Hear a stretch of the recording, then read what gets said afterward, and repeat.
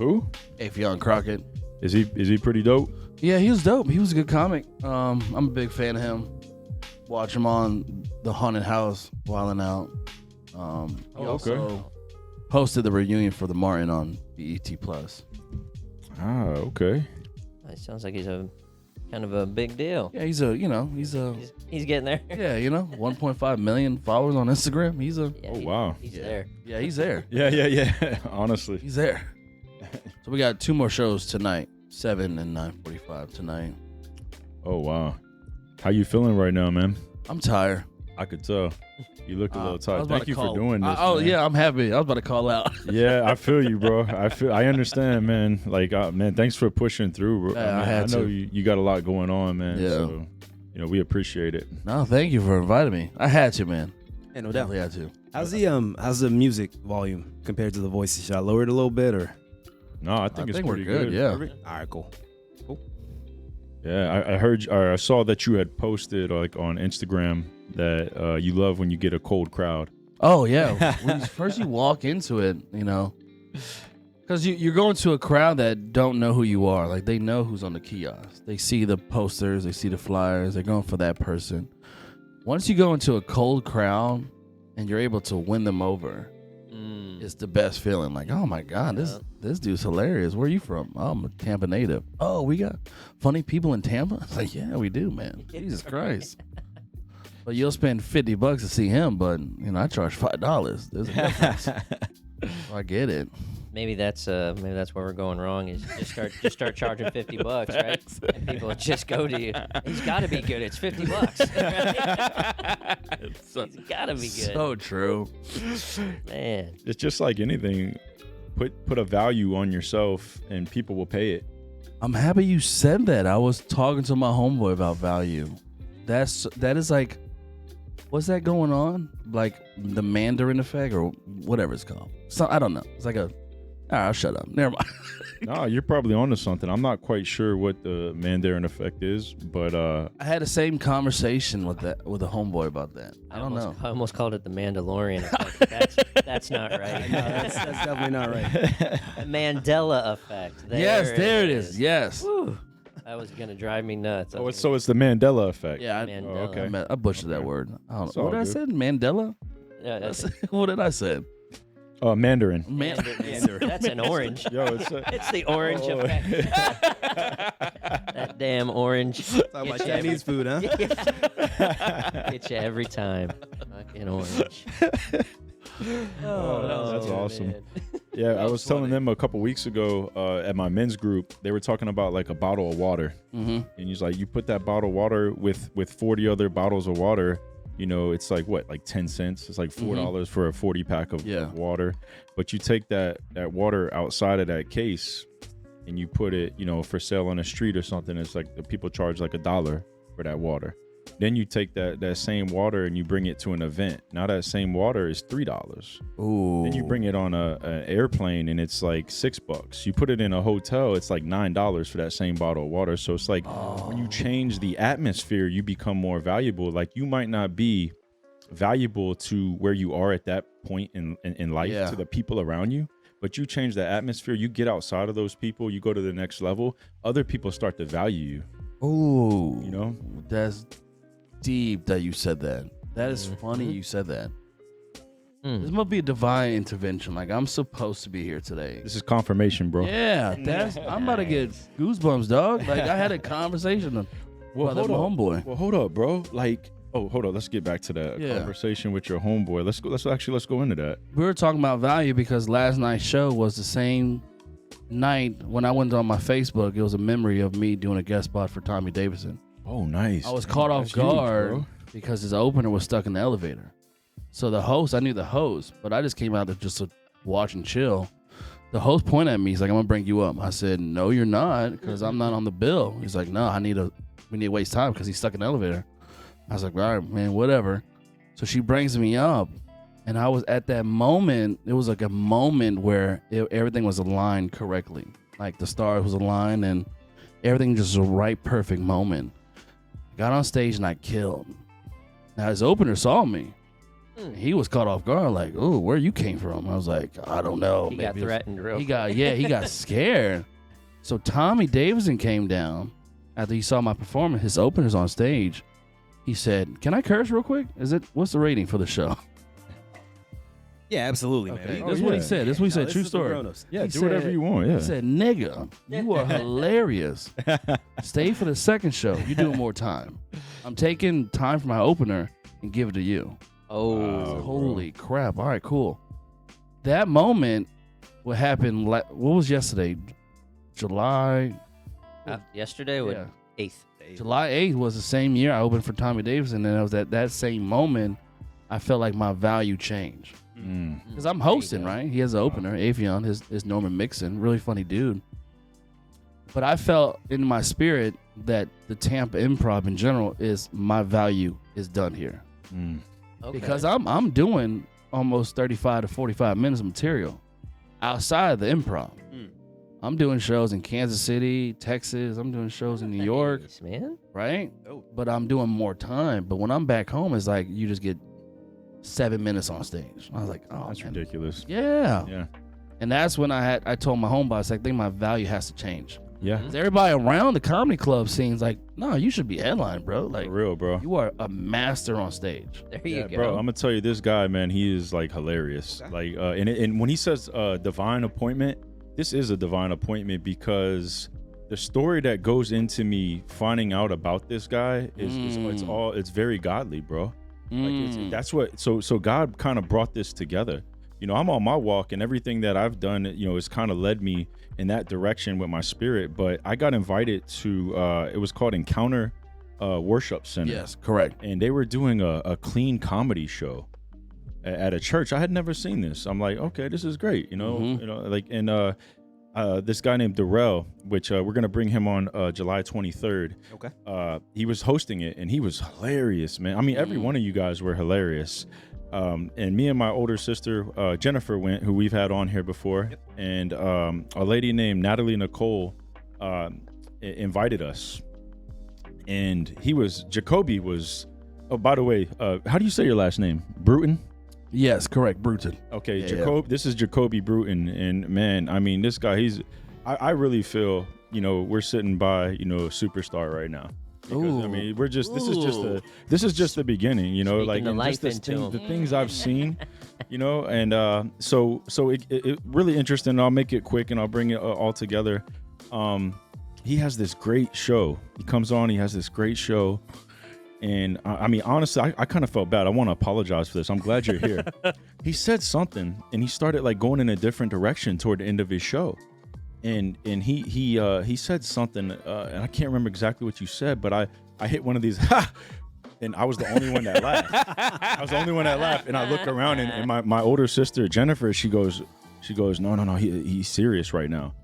And I'm like, oh. So I kind of felt bad, but he started going into speaking about some struggles that you were going with my through. marriage, yeah, his marriage, and he was so I think you had just overcome some things with alcohol, and which is amazing. And then as he's speaking and he's getting a little bit of emotional, the pastor, which is Pastor Arthur Hinton at Encounter Worship Center, he runs on stage and saves this man. He accepts Christ on stage in front of it. It was the most powerful thing I had ever seen, bro. I was like, did this just happen?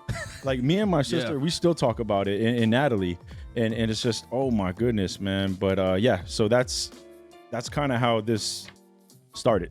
Yeah. That's a crazy story. That's dope. I like that. And I don't do clean shows. Okay. Oh, speaking of, bro, like, I mean, but I thought it was amazing. Like, it challenged you. It did. To be more creative. It challenged Darrell to be more creative. And the other comedian that was there, what was his name? Who else was that? He was hilarious too, though. The closer, the headline was Timmy V. Okay. Timmy V. Okay. Yeah. But I thought like you and Darrell were just like phenomenal. It was a really great show. So a clean show is no cursing, no raunchy material, just okay. Yo, that's challenging in these days, you know? Yeah, he was even saying, he was like, man, I think you spoke about it on stage. You're like, man, I kind of had a challenge, a trouble with this. It was I took it took me like I got booked for the show like in a month in advance. Like I could have prepared, but I didn't. I didn't prepare for the show at all. We're very much alike. Yeah, you know what I'm saying? I do the same procrastinate. thing. I procrastinate, dog. Me too. So the day of the show was like I had to go to my material. I was like, oh my God, please, Lord, how do I? No. Can't say this. But I wanted to. My comedy changed that night. I was becoming more open with myself. I was being more vulnerable on stage. I was being more showing flaws. Nice. Probably 12 years before that. I've been doing comedy for 13 years. So maybe 10 years before that, 11, 12, I was just trying to make people laugh. Okay. Not anymore. I want to tell you a story who I am. What did you bring into my world? Yes. I talked about alcoholism. I talked about marriage, stepkids, being a dad, going to child support, my upbringing being black and Asian, my mom being Korean, my dad being black. Like, wow. I talk about all that now. Nice. And that's when I became my true self on stage. Okay. I was like, man, I really like this version of me. Like, this is dope. I didn't know I was such a bitch on stage, but this is dope, bro. This is great. Yo, that's powerful. It's so memorable, and that's what I was taught with Mark Vieira. He's one of the kings of comedy, New York kings of comedy in New York. Mark, Ross Stapleton, Capone. If you're a big comedy fan, you would know those people, right? Yeah. I did a show with him in Spring Hill, Florida, and I wanted to kill Mark Vieira. Like, I'm a big fan of Mark. I was like, I gotta murder this dude. I went up to him, I was being super confident. I said, hey man, I'm a big fan of you, dog, but I'm gonna rip the stage. He's like, yeah, I don't care, be funny. Yeah, dude, That's what you're supposed to do. Yeah, do you. I'm gonna flying fudge, bro, right? I did amazing that night. I felt confident. I said, bro, I killed this stage. Everybody's gonna forget Mark. Nope. Everybody forgot me instantly. He came up to me at the show. He shook my hand. He's like, hey, man, I've been watching the whole show, man. You was at your little table. You had your business cards. Everybody grabbed a business card. Everybody was shaking your hand. And he said, you know what you did? I was like, no, I didn't kill you. That's that for sure. He's like, no, you were memorable. Okay. I've been working 20 years to be funny. I'm not doing that anymore. I'm trying to be memorable. There you go. Nice. I said, yo, that is huge, man. That's really big. That's Wow. deep. So that's my approach with anything in life. Okay. When it comes to my daughter, when it comes to my comedy, when it comes to my stepkids, my wife, I gotta be memorable. Okay. I like that. I don't want to be forgotten. Yeah, it's Right. like building a legacy. Yes. I talk about that all the time. Yeah, it's very important. Absolutely. Wow. Memorable goes with like making an impact. Yes. So you make an impact. I'm trying every time to. you get on that stage. And wow, that's just amazing. Like when I saw you do that clean comedy, I was like, man, this guy, he could tap, like you and Darrell. I was like, y'all could tap into like a whole nother world with that. Yeah.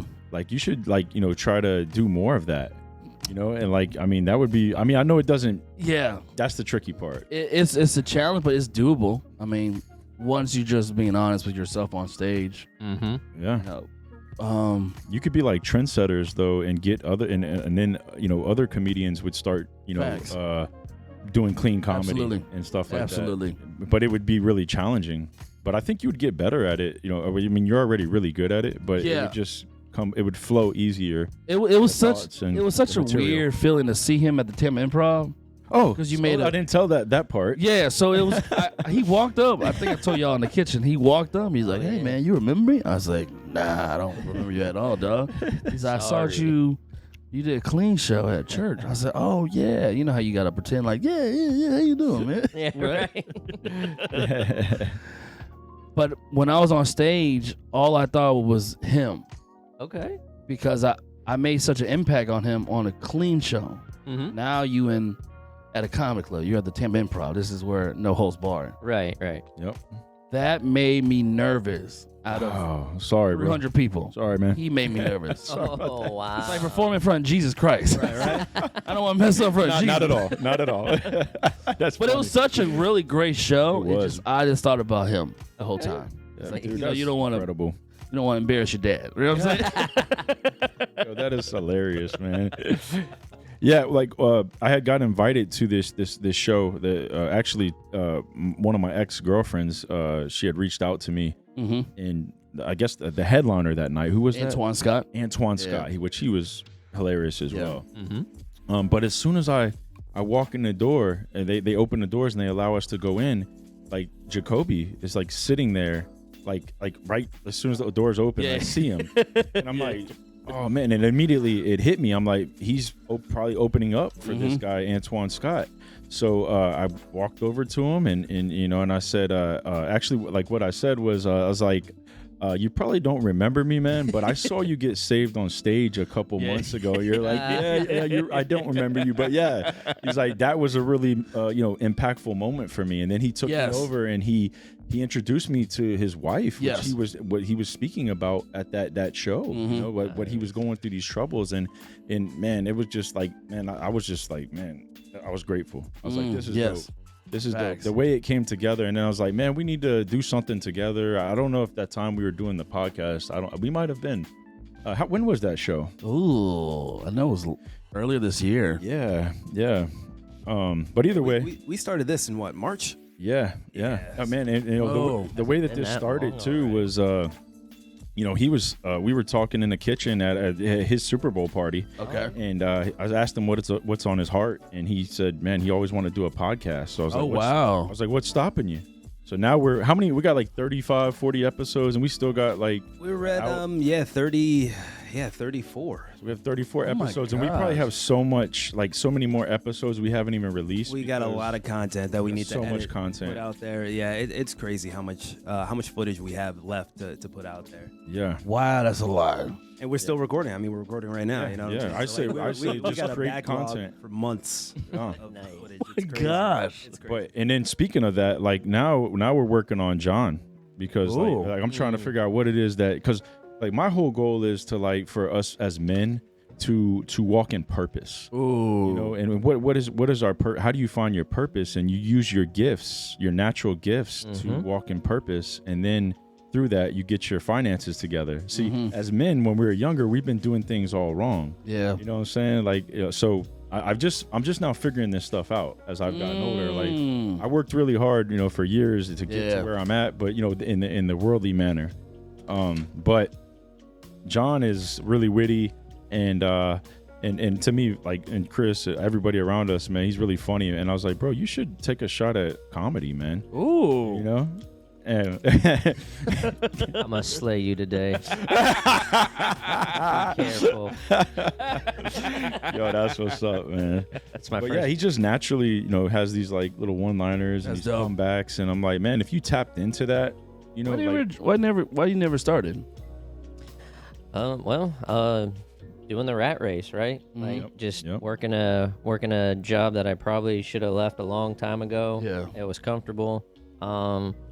You know, now I'm at a different job. I work a little harder, but it's giving me a little bit more money. So now I can, you know, it's got me at, you know that like financial spot in your life where it's like paycheck to paycheck. Yeah. Well, I finally got into a thing where now I'm not living paycheck to paycheck. Oh. Like that's a relief. So now I have this time, because now I don't have to work like 80 hours of overtime. Yeah. Right?